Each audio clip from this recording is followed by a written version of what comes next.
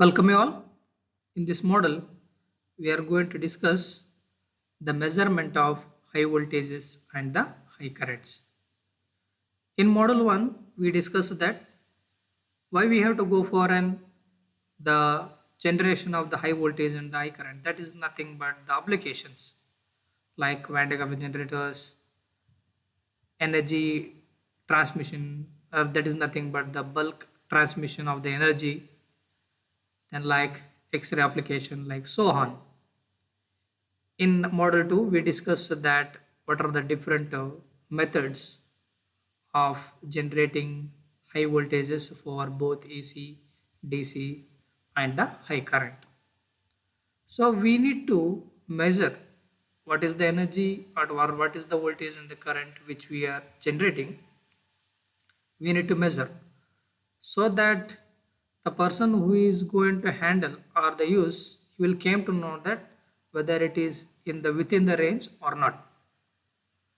In the case of industrial testing and the research laboratories, so it is a very essential thing to measure the voltage and the current accurately, because we need to safeguard, we need to ensure the safety of the person as well as the equipment it is subject to the voltage and the high current.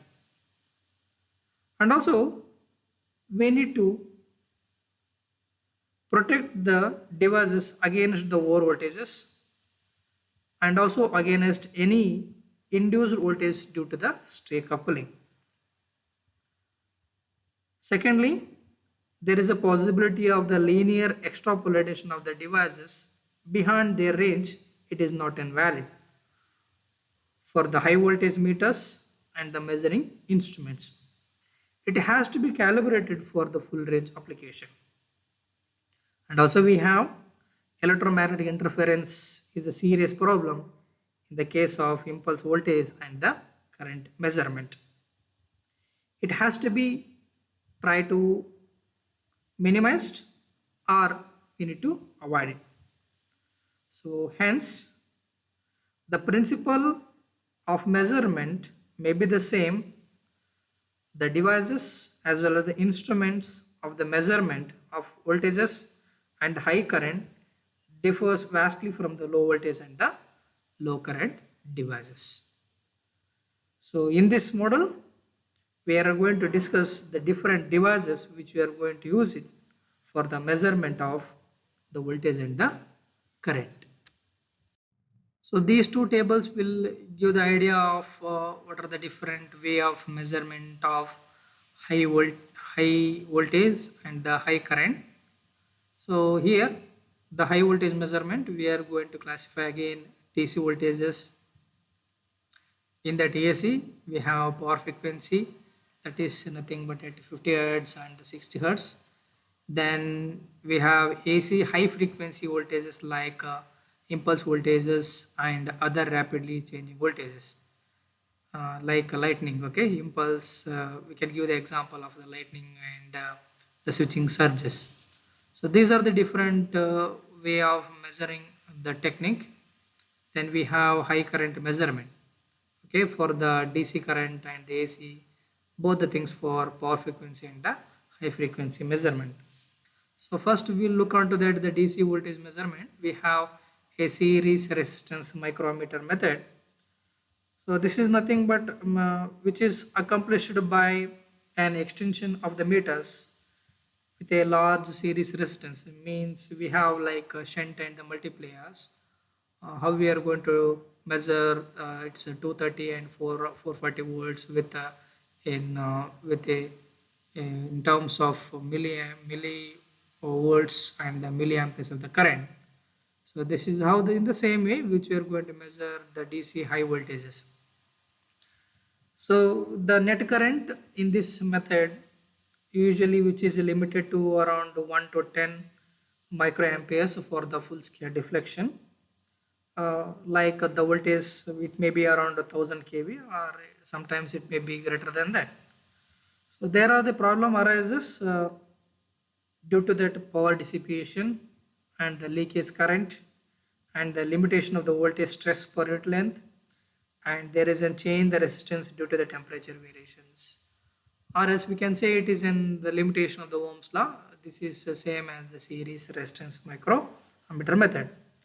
To overcome this, we will have a resistance potential dividers, which is with it an electrostatic voltmeter, which is better when high precision which is required than the series resistance microammeter method. So both series resistance meter and the potential dividers will cause an drain from the source, means it will draw the energy from the source. So that what we are going to do means we need to isolate the source as well as the meter. So that's why we are going with a generating voltmeter. So these are the high impedance devices which do not load the source. It will provide the complete isolation from the source, and it is not directly connected to the voltage terminals. So hence this is the safer one. That's why we are going with the for high voltage DC measurement by generating voltmeter. Other than this, we have a spear gap and other spark gaps. So these are the gas discharge devices which will give an accurate measurement of the peak voltage. Remember, this is for an peak voltage measurement, but it is affected by uh, many conditions like temperature, humidity, etc. That topic we are going to discuss, and also the vicinity of the earth object. Okay, these are all the things. Other than this, we have electric field in the gap which is affected by the presence of the earth object. Okay, but a spear gap measurement of the voltage is independent of the waveform and the frequency, so it having its own advantages. Most of the thing, these are the four different way of the measurement of the DC voltages. Then next we have AC voltages. Okay, in that AC voltage we have series impedance ammeter, means it is same as the DC voltage, but which is subjected to that the impedance, because in the AC it is combined of both the resistance and the reactance, so it is subjected to the frequency of the variations. So the limitation of this, by we are going to use it the potential dividers. Okay, then we have potential transformers, then electrostatic voltmeters that we are going to discuss completely in detail of how actually we are going to measure the AC voltages. Other than that, we have the high frequency AC, that is nothing but potential dividers, cathode ray oscilloscope, peak voltmeters, and the spear gaps. You can observe here, this is the spear gap which is a common to both AC, DC and the peak voltage measurement. So if you wanted to measure the both for DC, AC as well as the peak values, this is the only one option for the measurement. Then we have high current measurement. For the DC, there is a resistance shunt with the millimeter method. There is an Hall effect generators. Then we are going to use the magnetic links. For alternating current, we have resistive shunts and electromagnetic current transformers. For high frequency, there is a shunt, magnetic links, and the Hall effect generators. That we are going to discuss in the next concept. First, in this, now we are going to looking into that. What are the different way of the measurement of the DC voltage? Now we are going to look into that. The series resistance micrometer method, then potential dividers, then generating voltmeter. Then later on, we will consider that the spear gaps. Coming to the first method, that is nothing but a high ohmic series resistance with a microammeter. So high DC voltages generally, which is measured by connecting very high value of the resistance, which is in series with a microammeter method. Only the small amount of the current which will flow through the micrometer, so that there is a small amount of the current which is sufficient to make in full scale deflection. So we can say it is an basically it is work on the principle of the Ohm's law. So that is nothing but the what is the voltage which is there appears across the high voltage terminal V. This is the current which is flowing through the element and the resistance, so that we can able to measure what is the voltage which is feeding to the devices. So generally we are neglecting that the impedance of the impedance across the micrometer, which is very less compared to that the series resistance. Consider it is a few ohms compared to that few mega ohms, means ohms is very less compared to that mega ohm. Hence the impedance of the meter we are going to neglect compared to that the R value. So there is a protective devices which is made up of paper gap, neon glow tube, and sometimes it may be of the Gino diode with an series resistance will give there is a protection if there is a failure of the resistance. That is nothing but R failures. So only of a few, 100 of the mega ohm means we are considering that this is the value of the R value. So it will give a value of around 1 to 10 microamperes, which is sufficient to make a full scale deflection. Means so all the entire means the large value of the current will get dissipated, means it is suppressed by the across the R value. Only of 1 to 10 microamperes of the current will flow to the across the micrometer. That is nothing but FSD is nothing but the full scale deflection. So generally these resistance are constructed within large wire wound, and there is a drop in each element which is chosen to avoid surface flashovers, because we know that so there is a possibility of the flashover, means the conduction may take place in the 30 kV per centimeter. So likewise, so it is here it is a 5 kV per centimeter in the air, means we are keeping less than that. Okay, it is 20 kV per centimeter in the oil, which is allowed. Okay, and also we will make sure that there is a option of providing there is a corona free terminals.